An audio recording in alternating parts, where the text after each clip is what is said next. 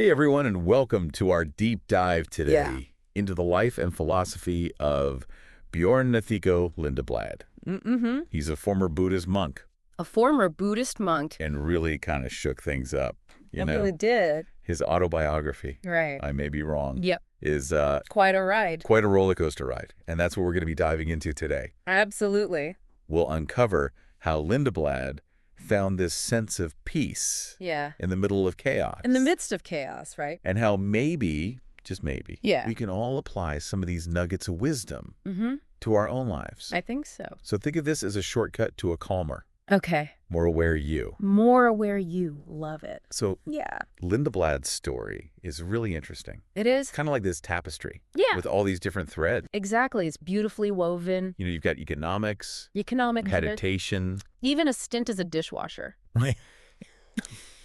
You don't see that every day. Not every day, no. But it all comes together, you know? It Yeah. speaks to something Yeah. that we all crave, Mm. which is inner peace It is. in this crazy, Yeah. mixed up world. Mixed up world for sure. Yeah. So let's rewind all the way back Okay. to Lindeblad's childhood. Okay. Back to Sweden. Back to Sweden. All right. Picture this. An 8-year-old boy 8 years old. standing in his grandparents' kitchen, I love this story. utterly mesmerized Mesmerized by a toaster. by a toaster. Now that sounds a bit strange, right? It does. But stick with me here. Okay. Because for Lindeblad, this was an awakening. Oh, wow. He describes feeling this profound sense of belonging, Okay. gratitude, like the world was whispering, welcome home. Welcome home, yeah. And this seemingly insignificant event sparked a lifelong fascination with awareness. Okay. Not just having a mind full of thoughts, but creating a space for them to exist Yeah. without taking over, you know? That's pretty powerful stuff for an 8-year-old. It is. I mean, you'd think that kind of experience Yeah. would set him on a spiritual path right from the get-go. Yeah, you would think. But that wasn't quite the case. It wasn't. Not exactly, no. Okay, so what happened? Well, he followed, you know, kind of that well-trodden path, Mm-hmm. pursued a successful career in economics, Oh, just like his father. okay. But deep down, he felt like he was playing a role. Oh, And here's where it gets relatable, right? okay. He struggled with that familiar Sunday night angst. Oh, yeah. You know, that feeling of dread before facing another week Oh, wow. of work you're not passionate about? We've all been there, haven't we? Oh, we have. So what did you do about it? So he started exploring meditation Okay. as a way to quiet his mind. Yeah. And a pivotal moment came Oh. when he stumbled upon Zen and the art of motorcycle maintenance. Okay. And now, while this book isn't explicitly about Zen Buddhism, it really emphasizes finding that inner peace Okay. that resonated deeply with Lindeblad's yearning Yeah. to escape the grip of those negative thoughts. So it's interesting how a book that seems totally unrelated Yeah, can suddenly just unlock something. totally. It can unlock a door you didn't even know was there? It can. It really can. Yeah. So did Lindeblad find that peace right away through meditation? Not quite. Not right away. Oh, yeah. He describes his initial attempts at meditation as this hilarious battle with sleepiness. Oh, I can imagine that. Intrusive thoughts, right? Imagine his mind, Yeah. like a frantic yo-yo, Oh. constantly darting off in unexpected directions. Oh, yeah. And I'm sure many of you can relate to that feeling. Oh, absolutely. Trying to meditate and your mind's just... Yeah, it's like Driven. trying to tame a wild animal. It is. It is. Oh, well, absolutely. But even though it was tough, Yeah, it sounds like something shifted for him. it did. It did. What was it? He began to grasp a crucial insight. Okay. He wasn't his thoughts. Hmm. There was a space within him. Oh. A quiet observer Okay. that wasn't defined by that constant mental chatter. That's a really important realization. Incredibly empowering, you know? It is, isn't It allows you to step back from your thoughts, Yeah. observe them Right. without feeling completely overwhelmed. Without being overwhelmed, yeah. Yeah. Okay, so he's got this successful career. Mm-hmm.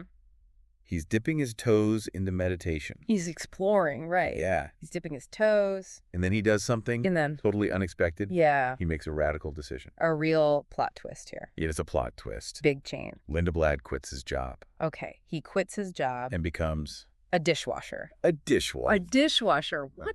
Yeah. Talk about a career change. It's a big one. What prompted that? It was a testament to the power of listening to your gut. Even if it leads you down an unconventional path. Right. Yeah. He also started volunteering at a mental health helpline. Oh, wow. Exposing himself to the struggles of others.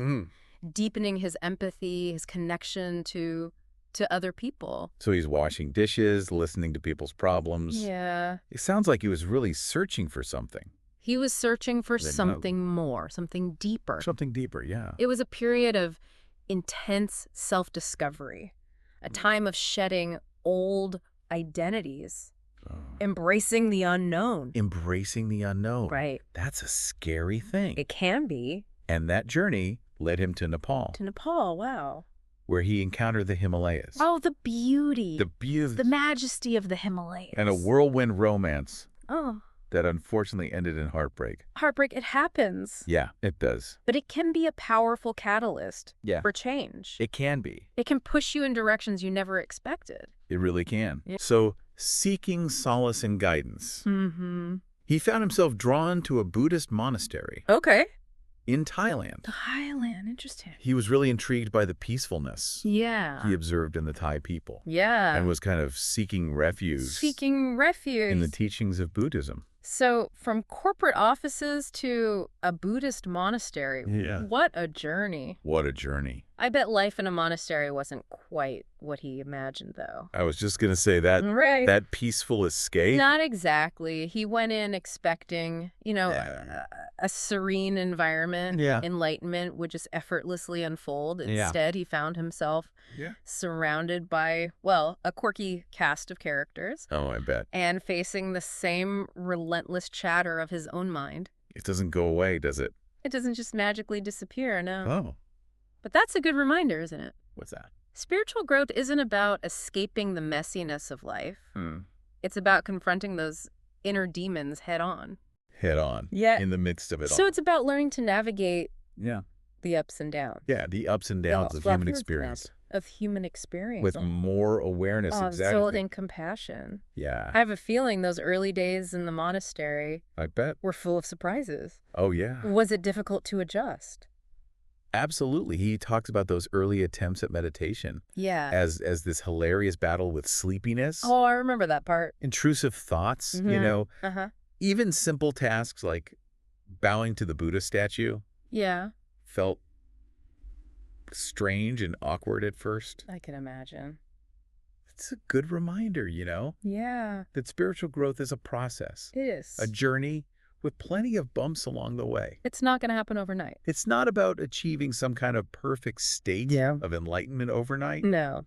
The key is to approach the practice with patience. Patience. Curiosity. Okay. And a willingness to laugh at yourself along the way. And laugh at yourself. Yeah. Yeah. Gotta have that. Yeah. But even amidst the challenges, Yeah. something had undeniably shifted. Within him. Within Lindblad. Yeah. He had discovered a path towards inner peace and was committed to cultivating a sense of stillness. Wow. That would allow him to become a better friend to himself. That's a really beautiful way to put it. Isn't it? Yeah. That commitment to self-compassion. Yeah. It's so important. It is. It's about recognizing that we're all works in progress. We are. And treating ourselves with the same kindness. Yeah. We'd offer a dear friend. A dear friend. Yeah. And from there, Lindblad's journey as a monk was filled with unexpected lessons. It sounds like we're just scratching the surface. Oh, we are. Of Lindblad's incredible journey. Yeah, just getting started. So what's resonated with you so far? For me, it's that initial spark of awareness. Lindblad experienced as a child that moment of awe and connection with a simple toaster. With the toaster. With the toaster. Wow. It reminds us that these moments of awakening, they can happen anywhere. Anytime. Yeah. If we're open to them. They were open to them. Exactly. Lindblad's time in the monastery wasn't just about adjusting to a new routine or mastering meditation. Right. It was about unraveling these deeply ingrained patterns of thinking. Oh. Challenging assumptions. Okay. And really learning to see the world through a different lens. Through a different lens. Yeah. So you mentioned earlier that his journey is like this tapestry. It sounds like his time at the monastery added some really intricate threads to that tapestry. It did. Yeah. And one of the most significant was this simple yet profound mantra he learned. Okay, what's that? I may be wrong. Just imagine the power of approaching life with that kind of humility. Yeah. Especially like when faced with disagreements or strong opinions. It's so simple. It is. But powerful. But so powerful, right? Yeah. It's like an instant antidote to that feeling of needing to be right all the time. Yeah, that need to be right. Yeah, we all have it. Yeah. This mantra really dismantles the ego, encourages open-mindedness. So it's not just some esoteric concept. No, not at all. Reserved for monks in a monastery. You can use this in your daily life. In our daily lives. Yeah, to navigate conflicts, approach conversations with a more open heart. And he talks about this in the book. He does. He even shares a funny story. Okay. About his wife, Elizabeth, reminding him of the mantra during an argument. Oh, really? Yeah. So it comes in handy even in the heat of the moment. Even in the heat of the moment, exactly. That's great. So it's about recognizing that we don't have all the answers. Right. And being open to learning from others. Even when? Even in the midst of a disagreement. Ah, that's a tough one. It is. It is. Okay, so another key concept he explores is accepting uncertainty. And he tells this Chinese fairy tale. I love that story. About a farmer and his son. Yeah, and this very talkative neighbor. Right, and it shows how clinging to our need for certainty can create unnecessary suffering. Absolutely. So the farmer basically responds to everything, both good and bad, with maybe, maybe not. Maybe, maybe not, yeah. It's a brilliant illustration of how we often can't predict whether something will ultimately be good or bad for us. Right. It's about perspective. It is. That label we attach to an experience is often based on, our limited perspective. Our limited perspective, it's like that saying. What's that? Life is what happens when you're busy making other plans. I love that. We get so caught up in trying to control every outcome. Yeah, we want to control everything. That we miss out on the present moment. Yeah, the only moment we truly have. It's the only one. It is. Okay, so acceptance of uncertainty ties in with his decision to leave the monastery. After 17 years. After 17 years. A huge transition. It is. A real leap into the unknown. I can't imagine. Yeah, he even faced a period of depression, actually. Oh, wow. As he adjusted to life outside the monastic walls. 17 years. Yeah. It must have been so challenging. Incredibly challenging. To reintegrate into society. Yeah. Finding a new sense of purpose. Right. Navigating a world. A whole new world. That felt quite different. Yeah. And confronting all those realities. Yeah, those realities. The modern life. Yeah. That he hadn't dealt with for almost 2 decades. That's got to be tough. It was a real test of his commitment to living with that open palm, Did he find his footing? He did. It did. He did. He did. He found solace and purpose in teaching meditation. Oh, okay. Sharing the practices and insights he had gained. With others. With others. And this led him to connect with people from all walks of life. All walks of life. Union members, venture capitalists, people just searching for something more. It's amazing how following your passion It is. Can lead to unexpected connections. Absolutely. And a sense of fulfillment. It really can. And then, of course, there's the love story. The love story. It's heartwarming to hear Yeah. how he met his wife, Elizabeth.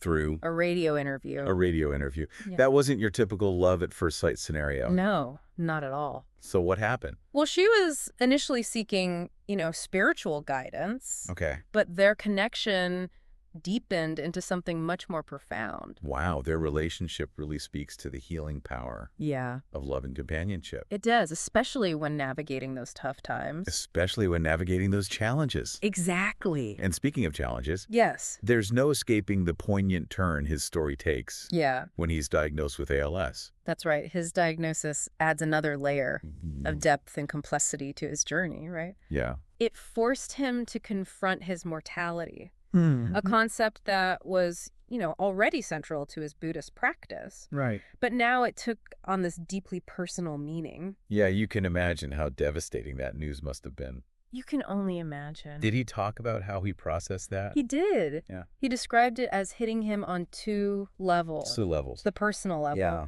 Where that, that despair and shock just overwhelmed him. Yeah. And then this deeper level of awareness where a sense of calm acceptance prevailed. And it's remarkable how his training allowed him to hold both those experiences simultaneously, acknowledging the pain while also accessing this deeper well of peace.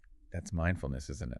It is. It doesn't erase those difficult emotions. No, it doesn't. But it allows you to create a space for them. To experience them. To experience them without being completely consumed. Without being consumed, yeah. Yeah. Lindblad didn't deny the grief and fear. No, he didn't.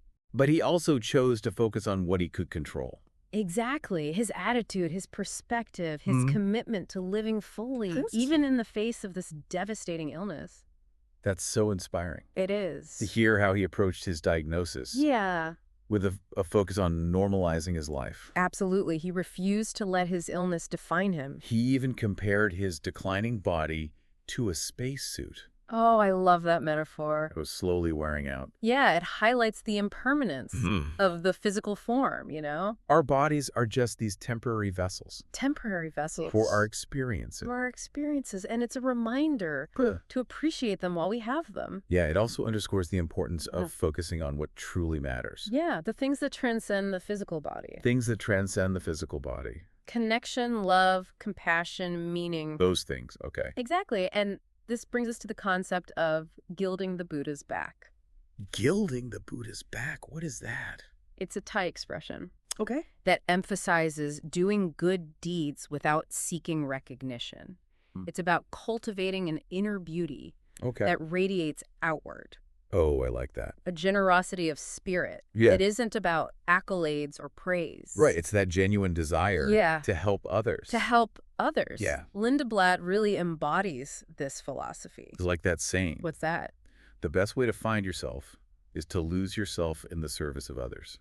I love that. Yeah. So true compassion and generosity aren't about seeking external validation. No, they flow naturally. A heart that's open and connected. Connected to the well-being of others. Lindblad's story is truly a testament to the transformative power of awareness, compassion, and that willingness to embrace uncertainty. It is. Yeah. He encourages us to let go of that need to control, to find peace in the present moment, and to trust in ourselves and the unfolding of life. And he shows us that even in the face of death, there's beauty, there's connection, and there's an opportunity to live fully until our very last breath. Lindblad's journey has taken us from Sweden to the forests of Thailand. And back again. And back again. Yeah.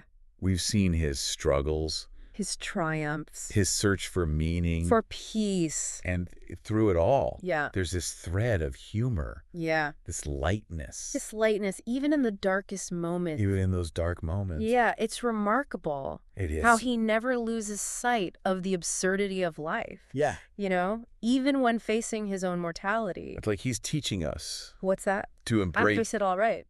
The full spectrum. The full spectrum. Of human experience. The joy and the sorrow. Yeah. It's essential to living a truly authentic life. I think one of the most powerful concepts is this idea of living with an open palm. Open palm versus... instead of a clenched fist. A clenched fist. Like he's encouraging us to loosen our grip. Loosen the grip. On life's steering wheel. It's a beautiful metaphor. It is. For surrender. For surrender. Trusting in something larger. Larger than our limited understanding. When we release that grip, we create space. We create space. For miracles. For miracles, yeah. For those unexpected twists and turns. Absolutely. The things we could never have planned for. And speaking of miracles, he talks about leaving room for them. Leaving room, yeah. It's like he's inviting us to approach life with a sense of childlike wonder. I love that. An openness. An openness to the unexpected. To the unexpected, yeah. Yeah, that sense of wonder is so important. Especially today. Especially today, right? Yeah. In a world that often encourages us to be cynical, jaded. Lindblad's reminding us that we don't need to have all the answers. We don't. And that sometimes the most profound experiences come when we embrace the unknown. When we embrace the unknown. His emphasis on awareness, letting go, trusting in life's flow. Yeah. It's so relevant today. It is, isn't it? Yeah. We're constantly bombarded with information, deadlines, expectations. It's easy to get caught up Yes. In the whirlwind. In the whirlwind. And lose sight of what truly matters. Lindblad's story is this powerful reminder to slow down. Slow down. Turn inward. Turn inward, yeah. Reconnect with that inner stillness. That's always there. It's always available to us. It is. So as we wrap up our deep dive into I May Be Wrong, I keep coming back to this story. Which one? About the little girl on the beach. Oh, the starfish story. After a storm. Yeah, the beach is covered with starfish. And this little girl. She's just diligently throwing them back into the sea. One by one. One by one, trying to save them. What a beautiful illustration it is. Of the power of individual action. Even when faced with what seems like an insurmountable task. Exactly. She knows she can't save every starfish. Right. But she also understands that her efforts make a difference. To the ones she reaches. To the ones she reaches. It's a reminder that we don't need to wait for the perfect circumstances. We don't. Every act of kindness. Very act of kindness. Every moment of awareness. Every choice to live with an open heart. It ripples outward. Creating a more compassionate, more interconnected world. Lindblad's journey embodies this. He started out as an economist. Right. Seeking success in the corporate world. But he discovered that true fulfillment. True fulfillment lies in cultivating inner peace. Inner peace. Connecting with others. Yes. Embracing the beauty of impermanence. He reminds us that the world is a reflection of ourselves. And he leaves us with this powerful call to action. What's that? The world is not as it is. The world is as you are. Wow. So be what you want to see in it. Powerful words. As we conclude this deep dive into I May Be Wrong. Yeah. I'm filled with gratitude. Me too. For the wisdom and vulnerability. That he shared. Yeah. Lindblad has offered a roadmap for living a more conscious life. A more compassionate life. A more fulfilling life. A life that embraces uncertainty. Celebrates connection. Finds beauty in the impermanence of it all. Lindblad may have been wrong about many things in his life. He admits that. But his insights into living with an open heart. An open palm. They feel profoundly right. His story reminds us that even amidst life's chaos and challenges, there's a path toward peace. Toward connection. And a deep sense of belonging. And with that, we encourage you to continue exploring Lindblad's work. Explore these ideas. And to embrace the possibility that you too may be wrong about some things. It's okay to be wrong. And that's okay. It is. It's in those moments of questioning and openness that true growth and transformation begin. Thank you for joining us on this deep dive into the life and philosophy of Bjorn Lindblad.